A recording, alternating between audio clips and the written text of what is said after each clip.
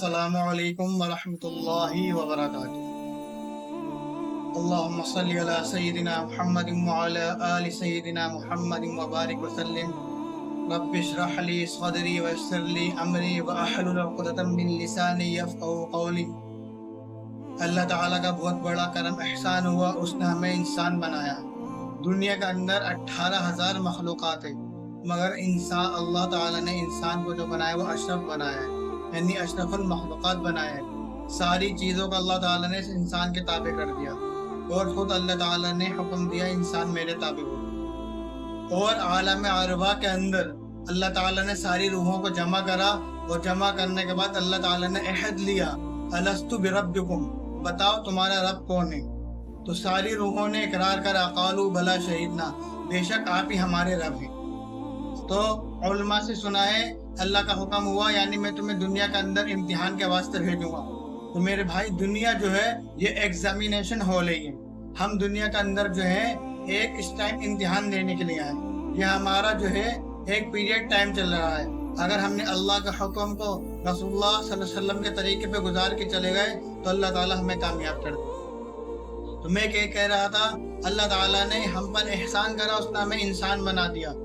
اور اللہ تعالیٰ کا دوسرا جو کرم ہوا ہے ہمارے اوپر، وہ یہ ہوا حضرت محمد صلی اللہ علیہ وسلم کی امت میں پیدا کر دیا۔ اس امت کے بارے میں آیا ہے، یعنی سب سے آخر میں آئی ہے، اور یہ سب سے پہلے جنت میں چلی گئی۔ اور میرے بھائی، جو تیسرا احسان ہوا ہے وہ اللہ تعالیٰ کا ہوا۔ اللہ تعالیٰ نے ہمیں ایمان والے کے گھر میں پیدا کر دیا۔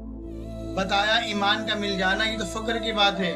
ہر ایک کلمہ پڑھنے والے کو اپنے اوپر فخر محسوس کرنا چاہیے، اس نے ہمیں اللہ کیا وراثت میں ایمان دے دیا۔ اور یہ ایمان بتایا جس کا خاتمہ لا الہ الا اللہ محمد رسول اللہ پر ہو گیا، وہ انشاءاللہ ان قریب جنت میں جائے گا۔ تو اس کو بچانے کی ایک محنت ہے۔ بتایا جس چیز کی محنت ہوتی ہے وہ چیز وجود میں آتی ہے، اور جس چیز کی محنت ختم ہو جاتی ہے اس کا وجود ہی ختم ہو جاتا ہے۔ یہ ایمان بتایا، دیکھو یعنی دنیا کے اندر بہت بڑے پاورفل لوگ، وہ بہت بڑے بزنس ہیں، وہ بہت بڑے مائنڈیڈ لوگ ہیں، مگر اگر ان کا پاس ایمان نہیں ہے اور اگر خاتمہ ان کا ایمان پہ نہیں ہوا تو وہ جنت میں نہیں جائیں گے۔ جنت میں جانے کے لیے ایمان کا ہونا شرط ہے۔ لا الہ الا اللہ میرے بھائی یہ ایک پاسپورٹ ہے، اور محمد رسول اللہ یہ ویزا ہے۔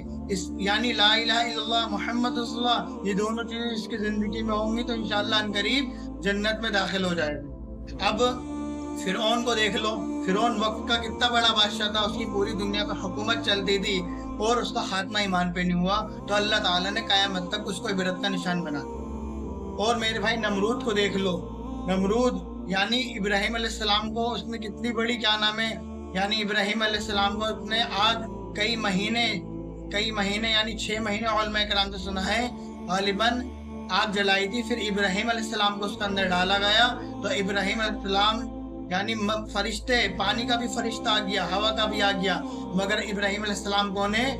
خلیل اللہ، اللہ کے دوست ہیں۔ اور پھر کیا کہہ رہے ہیں؟ کیا میرا اللہ مجھ سے باخبر ہے؟ کیا میرا اللہ مجھے اس حال میں نہیں دیکھ رہا ہے؟ تو فرشتوں نے کہا بے شک آپ کا رب آپ کو دیکھ رہا ہے۔ تو کہا میرا اللہ ہی میرے لیے کافی ہے۔ تو قرآن میں اللہ تعالیٰ نے یعنی قرآن کی فوراً آیت اتر گئی اور اللہ کا حکم ہوا، اور اللہ نے قرآن میں کیا فرما دیا؟ آگ سے کہہ دیا اے آگ ابراہیم کی طرف جو ہے ابراہیم پہ اتنی سلامتی کے ساتھ ٹھنڈی ہو جا، نہ تو ان کو ٹھنڈ لگے اور نہ یہ گرم لگے۔ تو میرے بھائی جو اللہ کا ہو جاتا ہے تو پھر اللہ بھی اس کی ایسی ہی مدد کرتا ہے۔ ایسی موسیٰ علیہ السلام کے بارے میں ہم نے سنا، موسیٰ علیہ السلام یعنی اللہ تعالیٰ نے دشمن کے گھر میں ان کی پرورش کر کے دکھا دیا۔ موسیٰ علیہ السلام کون ہے؟ وقت کے نبی ہیں، کلیم اللہ، خلیل کون ہے؟ کلیم اللہ، اللہ سے کلام کرنے والے ہیں۔ اور اللہ تعالیٰ نے دشمن کے گھر کے اندر یعنی فرعون کی گود میں اللہ تعالیٰ نے ان کو پلوا کے دکھا دیا۔ اور ہم نے علماء سے سنا ہے فرعون نے یعنی جہاں پہ فرعون کا جو بھی بادشاہ تھی وہاں پہ اس نے سب بنی اسرائیل کے بچوں کو قتل کروا دیا تھا، اور ایسے ایک نجومی نے کیا کرا تھا؟ نجومی نے بتایا تھا ایسے ایک بچہ آگا وہ تمہاری سلطنت کو ختم کرے گا۔ تو میرے بھائی اللہ کا حکم ہوا، موسیٰ علیہ السلام کو اللہ تعالیٰ نے دنیا کے اندر بھیجا، دشمن کے گھر کے اندر پرورش کرائی، اور اللہ تعالیٰ نے ان کے ذریعے سے اس کا خاتمہ بھی کر دیا۔ تو میرے بھائی وقت کے اعتبار سے طرح کی پریشانیاں، مصیبتیں، فتنے آئیں گے، مگر ہمیں کیا کرنا ہے؟ ہمیں اپنے رب العالمین کی طرف سے رجوع کرنا ہے اور اپنے اللہ سے ہمیں مدد مانگنی ہے۔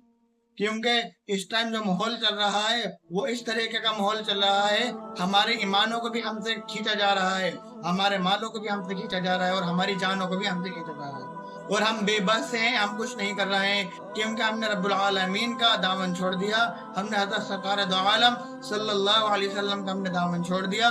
اس وجہ سے آج پوری دنیا کی نگاہ میں ہم ذلیل اور رسوا ہوئے پڑے ہیں۔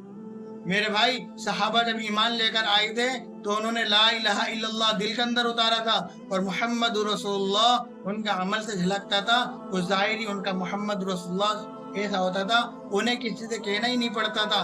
یعنی ہم تو آج لوگوں کو دعوت بھی اگر دیتے ہیں تو لوگ ہمارے اوپر تانے تیسنے اور طرح طرح کی باتیں کرتے ہیں۔ صحابہ تو یہ کہتے تھے آپ ہماری طرح ہو جاؤ، کیوں؟ کیونکہ ان کا عمل ظاہری طور پہ ایسا تھا، لوگ دیکھ دیکھ کے ان کے اندر اسلام میں داخل ہوتے۔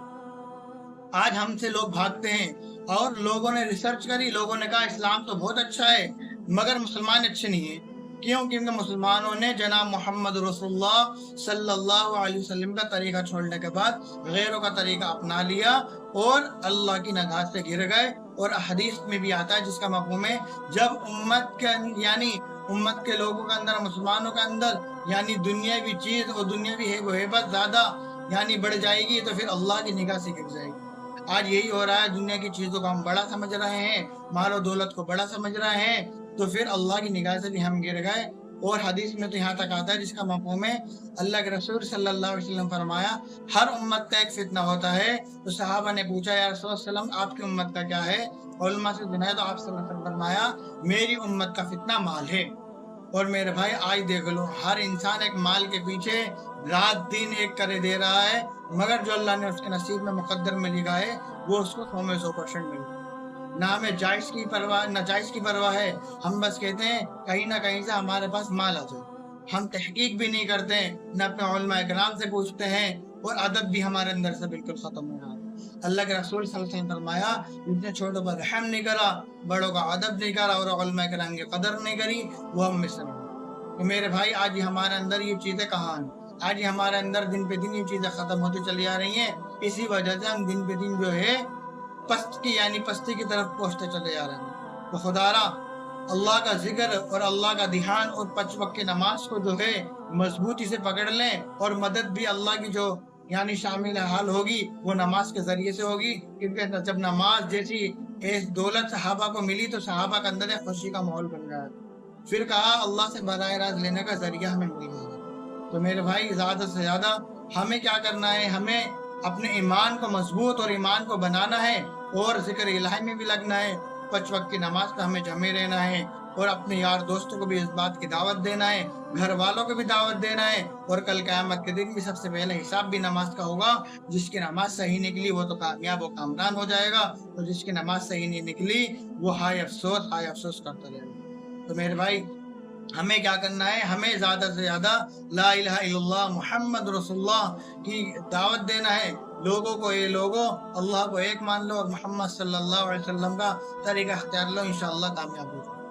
کہنے سننے سے ایمان باقی رہتا ہے، اور جب انسان کہنا سننا ختم کر دیتا ہے تو اس چیز کے اثرات خود بھی ختم ہونے لگتے ہیں اور دوسروں کو بھی ظاہر نہیں ہوتے۔ تو زیادہ سے زیادہ انشاءاللہ کیا کرنا ہے؟ اس ویڈیو کو شیئر بھی کرنا ہے، لائک بھی کرنا ہے، اور ہمارا چینل فکر آخرت 786 کو سبسکرائب کریں۔ السلام علیکم ورحمۃ اللہ وبرکاتہ۔